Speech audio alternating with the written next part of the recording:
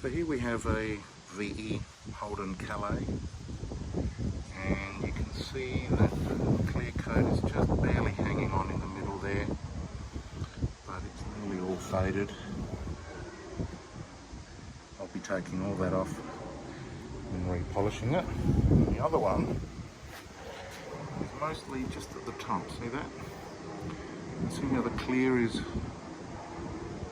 still there where it's clean, but gone where it's cloudy. And that's what happens to the plastic. So I'll be restoring these, and then we'll come back and have a look and see how they came out. And here's the finished result.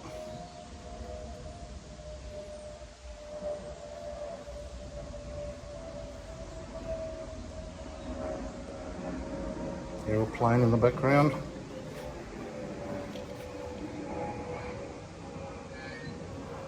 As you can see, they look brand new.